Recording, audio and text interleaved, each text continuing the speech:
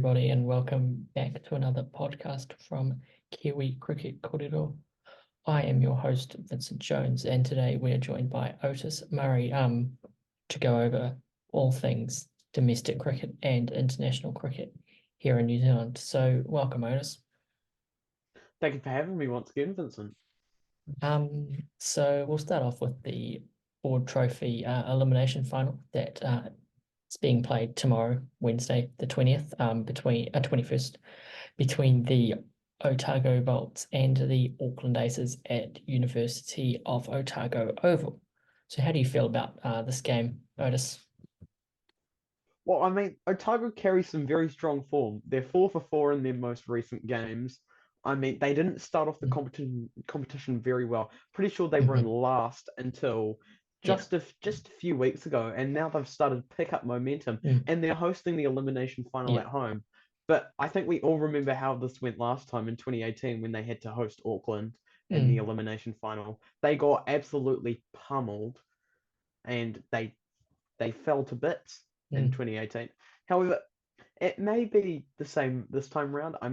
The stats say Luke Georgeson is one of the best wicket takers. Yeah. However, they don't.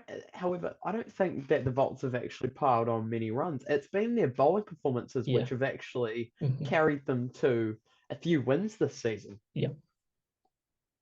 And now talking about Luke Georgeson, we saw his 5 for 11 the other day against Wellington at Sir John Davies Oval in Queenstown, and that was able to bundle the Firebirds out for 57, a record low score in the men's domestic one-day competition, passing Central District's 58 a few years ago. Um, so I mean, talking about the elimination final, who are your players that you think are potential to stand up for both teams? Maybe a couple from both sides. Well, I'm going to look to Otago's bowlers. I'm going to go Mhm.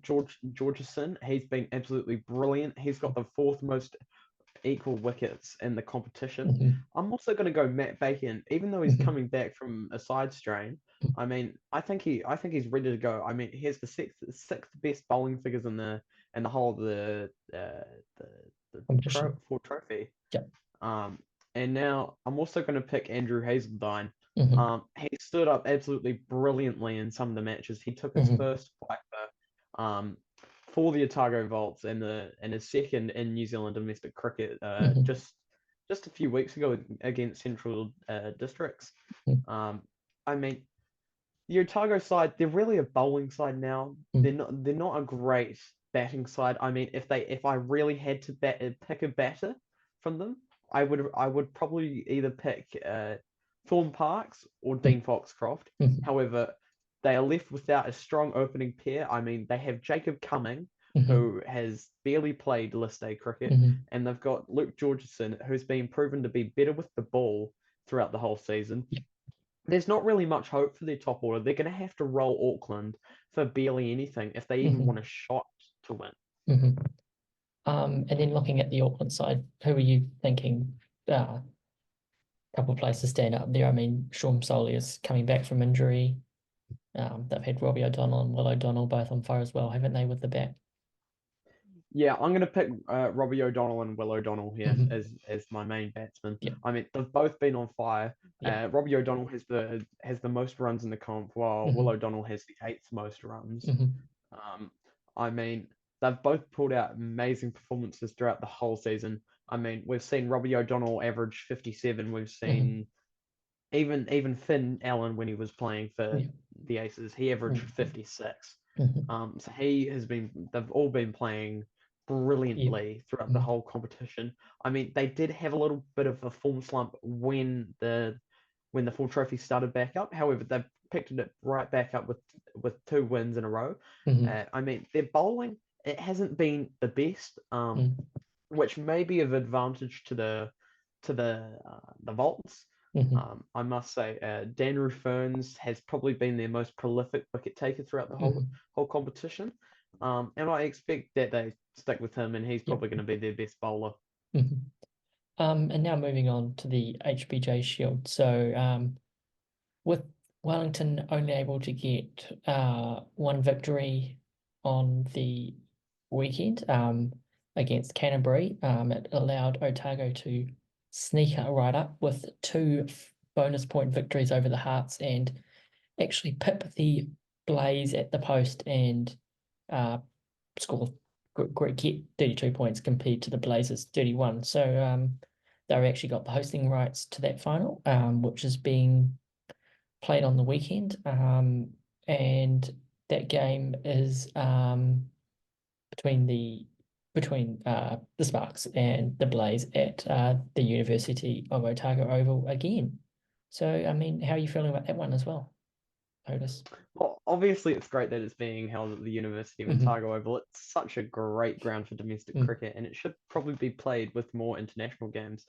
I mean, for the Blaze, I mean, they've had some great standouts. Lee Kasparek, Georgia Plummer, and Jess McFadden have actually been playing great throughout this whole competition. For their batting. However, their bowling hasn't been too good. I mean, Lee Kasparek has kept it up. She's got 17 wickets in the competition. With Zara Jetley having 14 and Yep. Now to preview the Sparks side, couple of players out of that side. How do you think they're going to do? Well, I mean, Emma Black has been on fire, 21 wickets so far in the competition.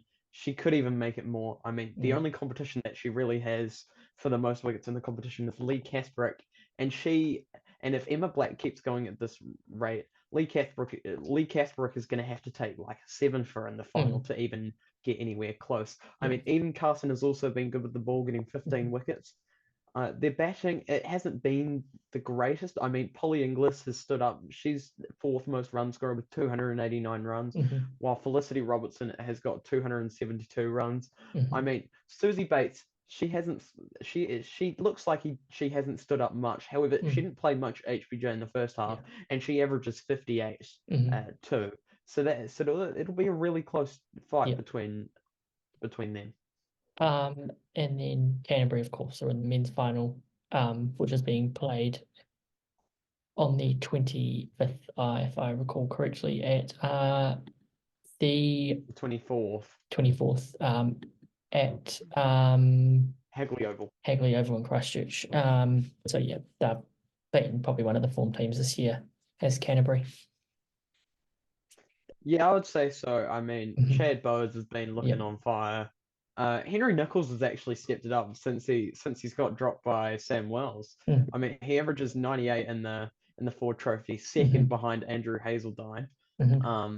He's been playing brilliantly. I mean, there's some other players who have been playing all right. I mean, there's Mitch Hay, who's not too far behind them, and Leo Carter. They've been playing all right with their run scoring ability. However, their wickets, it's mainly been led by Zach Folkes, who's got 15, and Willow Rourke, who's got 30. There's also Michael Rippon, who has chipped in a few wickets too, and Angus McKenzie. However, there's not been much from their bowlers. I mean, I think how Hagley plays, it's going to be a day for bowling, most likely. Yep. And if the Volts make it through, I think that they could win their first trophy in the last 11 years. They're the form team. They look great right now. I mean, yes, they did lose to Canterbury by quite a few runs just a few weeks ago. However, they've been the form team, and I think they might be ready to take them on and maybe even win the whole thing. So, moving on now, we've just had the New Zealand versus South Africa series recently wrapped up, with New Zealand taking their first ever victory over South Africa in a men's test series. It took them 92 years and 18 attempts to get that, but they finally got over that South African side, even though it was a weakened one. So what are your thoughts on that completed series, Otis? Well, you've seen that it was the Kane, Williamson, and Russian Ravindra show. I mean, they put on an absolute masterclass. I mean, my predictions of Neil Brown being the top run scorer, it turned out absolutely horrific. With Kane blitzing him by about 330 runs. I mean, Ruchin's 240 was obviously the highlight. I mean, but Kane Williamson, I'm pretty sure he made 300s in the whole in the whole series. Yeah. I mean, Peterson chipped in quite a bit and betting Yeah. him. Yeah. But I mean, it wasn't really a great pitch for batting. Yeah. Um, I suppose you can add on to it. I mean, the best was probably Kane Williamson throughout the whole series. He was probably the best Yeah. batter. Yeah. Um, and even Will O'Rourke came into that Yeah. last Test match, and he still took the most wickets out of Yeah. anyone in the whole series. Took 9 on debut, Yeah. um, which was very crucial, and it Yes. might just give him the chance to get selected again. Yeah. I think with Jameson's injury as well, I think he'll probably be eyeing up that first test against Australia, which I'm sure will be a cracker. So now talking about that Australian series, so we've seen the squad come out for both the T20 and the Test side. So the Test side, the T20 side, it's also beginning tomorrow in Wellington.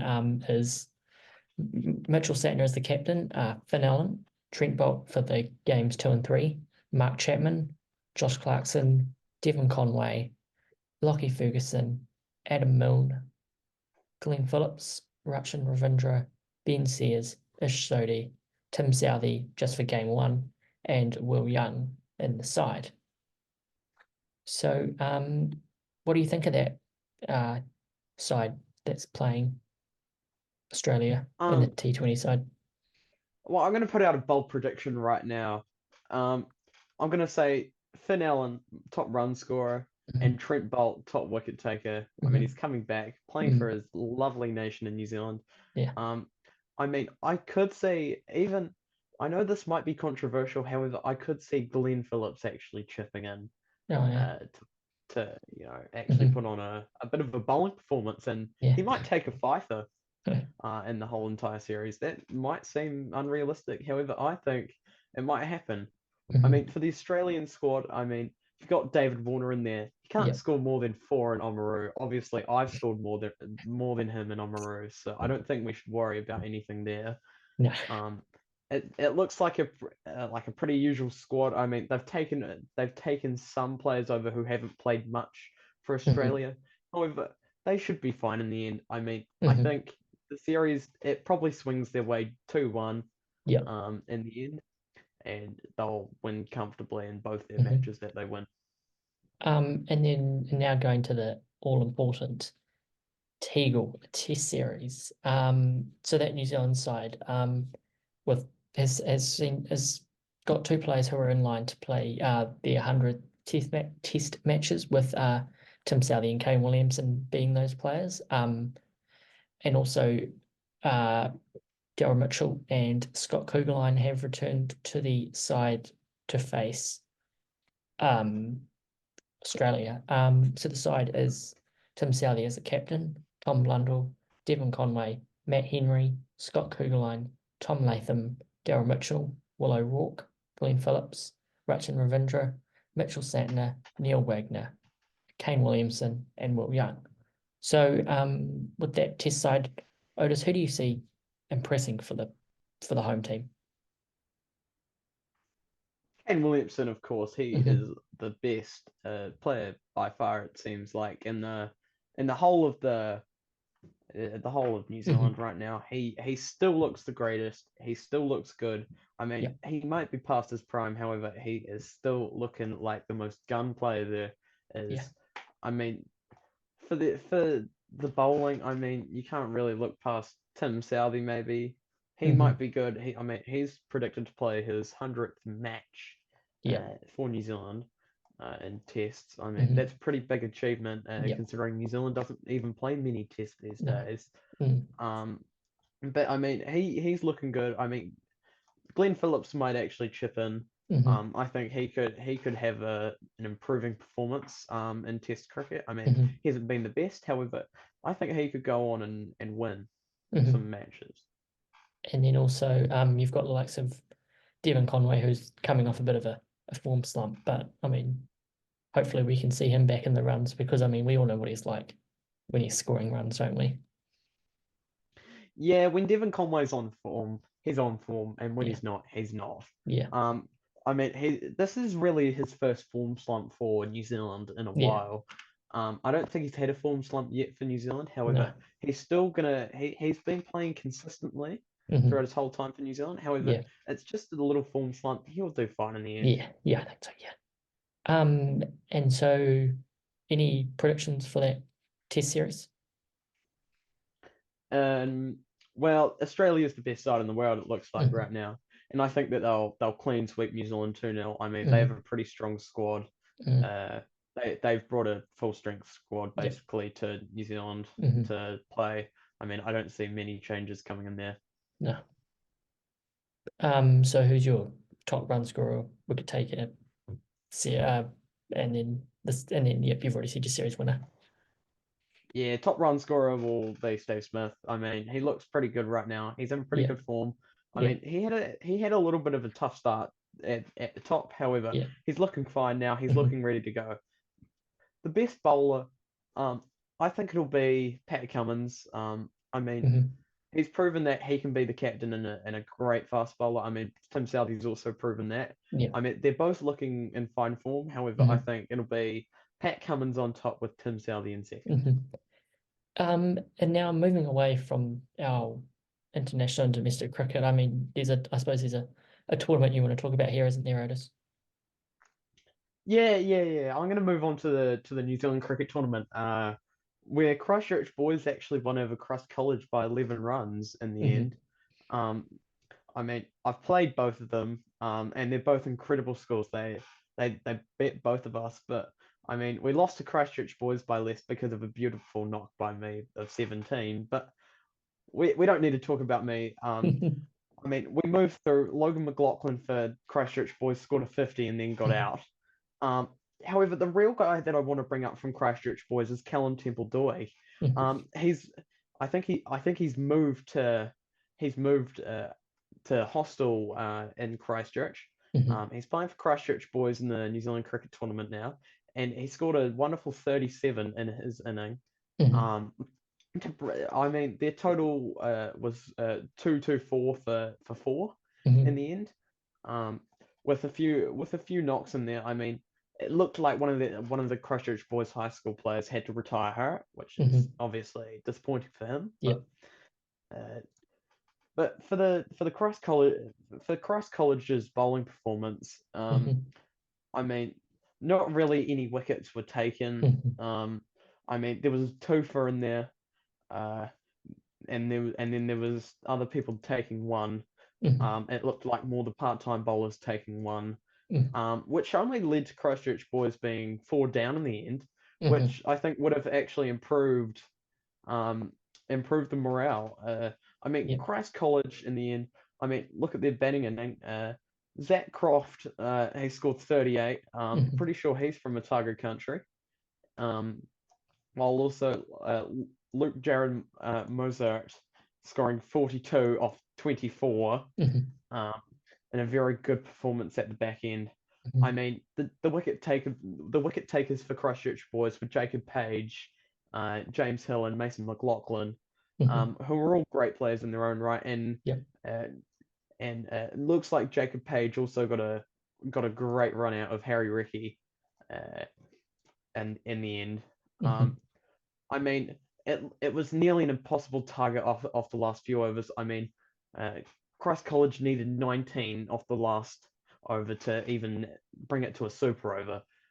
So I suppose they obviously maybe have got away a little bit by Mhm, not losing by so much, but mhm. they bowled tight, Christchurch boys, and I think that they were the team that deserved it on the day. Sweet. So thank you for joining us here again, Otis. And we'll look forward to the next episode with you whenever that may be in the coming few days, I imagine. So thanks everyone for listening to us. And we hope you enjoyed this episode. Remember to follow us on all our social medias. So thanks everyone.